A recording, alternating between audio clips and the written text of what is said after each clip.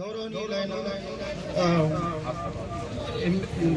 MLC Jeevan Reddy sir గారికి వేదిక మీదకి రావాల్సిందిగా కోరుతున్నాం.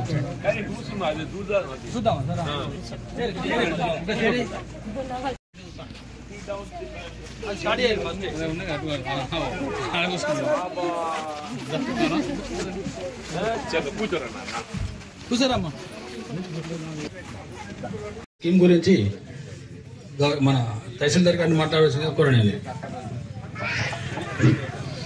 గౌరవనీయులైన పెద్దలు ఎమ్మెల్సీ గారు జీవన్ రెడ్డి గారికి మరియు స్పెషల్ ఆఫీసర్ మేడం గారికి, ఎంపీడీఓ గారికి, ఏఓ గారికి, మిగతా అధికారులకు, నా తోటి ఉద్యోగులకు మరియు వేదిక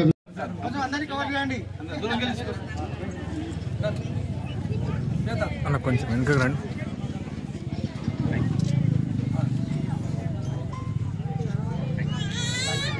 ప్రజలకు అందించిన రాజ్యాంగం 75 వసంతాలు పూర్తి చేసుకొని 76వ వసంతంలో అడుగుపెడుతున్న సందర్భంగా 4 కోట్ల తెలంగాణ ప్రజల ఆశీర్వాదంతో ఏర్పడ్డ ప్రజాపాలన ఇందిరమ్మ రాజ్యం ఈరోజు 4 నూతన సంక్షేమ పథకాలను ప్రవేశపెడుతుందని మీ అందరికీ తెలియజేయడానికి సంతోషపడుతున్నాను.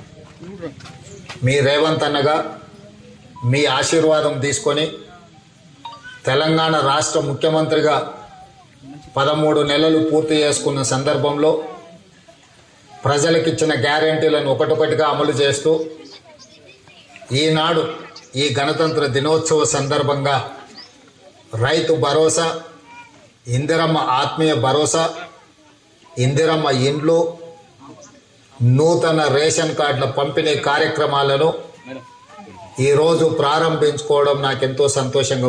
దళితులను, గిరిజనులను, ఆదివాసీలను, బలహీన వర్గాలను, మైనారిటీలను, మహిళలను సంక్షేమ పదం వైపు నడిపించడమే కాకుండా మొదటి సంవత్సరంలోనే 55,143 ప్రభుత్వ ఉద్యోగాలను ఇవ్వడం ద్వారా తెలంగాణలో ఉన్న లక్షలాది నిరుద్యోగ యువకులకు ఈరోజు ఒక ఆనందాన్ని అందించడం జరిగింది. ఈరోజు విద్యార్థులు, నిరుద్యోగ యువకులు, ఉద్యమకారులను ఆదుకోవడమే కాకుండా తెలంగాణ రాష్ట్రానికి ఒక రాష్ట్ర గీతాన్ని, అదేవిధంగా తెలంగాణ ప్రజలకు ఒక తెలంగాణ తల్లిని ఈరోజు మనం అందించుకున్నాము. ఇంత మంచి కార్యక్రమాలను ముందుకు తీసుకువెళ్తూ మీరు అండగా నిలబడ్డందుకు మీకు అందరికీ మనస్ఫూర్తిగా ధన్యవాదాలు తెలియజేస్తున్నాను. తెలంగాణ ప్రజల యొక్క సంక్షేమం కోసం ప్రజాపాలనలో నిరంతరం శ్రమిస్తూ ప్రజలతో మమేకమవుతూ ప్రజా పరిపాలన అందిస్తూ రైతు భరోసా, నిరుద్యోగ సమస్య పరిష్కారము, అదేవిధంగా వరికి బోనసు, ఇలాంటి ఎన్నో కార్యక్రమాలను ఈరోజు మనం అమలు చేసుకోవడమే కాకుండా మహిళలకు ఆర్టీసీలో ఉచిత బస్సు ప్రయాణము, 200 యూనిట్ల ఉచిత కరెంటు, 500 రూపాయల సిలిండర్ని ఈరోజు ఆడబిడ్డలకు అందజేస్తూ ఈ ప్రజాపాలనలో ప్రజల ఆకాంక్షలు నెరవేర్చడానికి నిరంతరం ప్రయత్నం చేస్తున్నాము. ఈరోజు రాష్ట్రాన్ని చుట్టుముట్టిన సమస్యలను ఒకటొకటిగా పరిష్కరిస్తూ ఇచ్చిన గ్యారెంటీలను అమలు చేస్తూ ముందుకు. వెరీ గుడ్, కంగ్రాట్స్ నాన్న. అది బడికి పోతే అక్కడికి వస్తుంది. Sir sir sir sir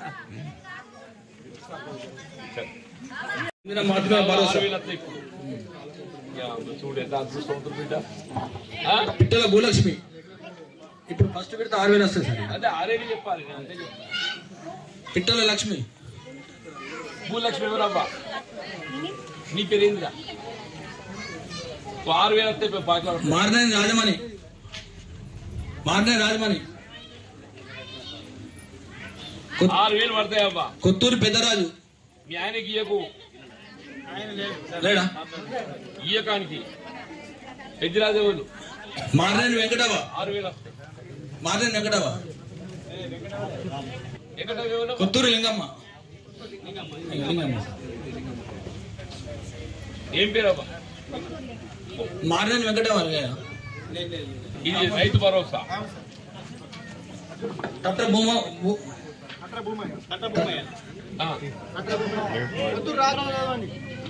Kotturu రాజు.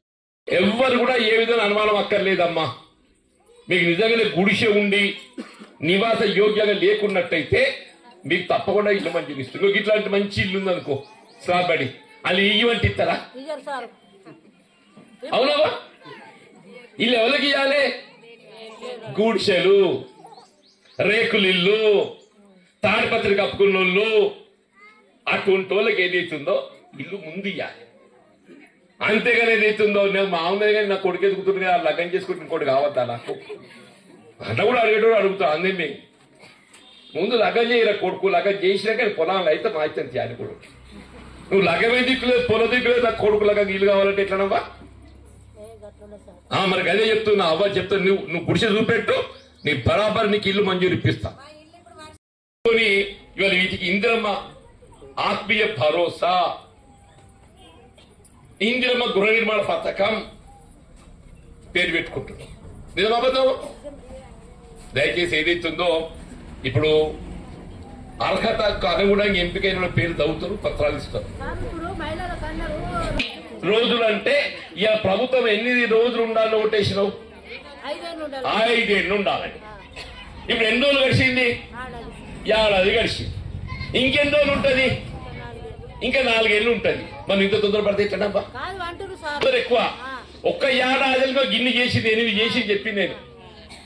1 సంవత్సర కాలంలో చేసిన ఇంకో నీకు 8 చెప్తున్నా నేను. ఇక పెన్షన్ నెలలు పెన్షన్ ఇవ్వాలి, ఆడవాళ్ళకి 2500 ఇవ్వాలి. ఉన్నాయి ఇంకా చేసేటి ఉన్నాయి, మిగిలిపోయి ఉన్నాయి అంటున్నాను. ప్రభుత్వానికి టైం కూడా ఉంది, ముద్దతు కూడా ఉన్నది.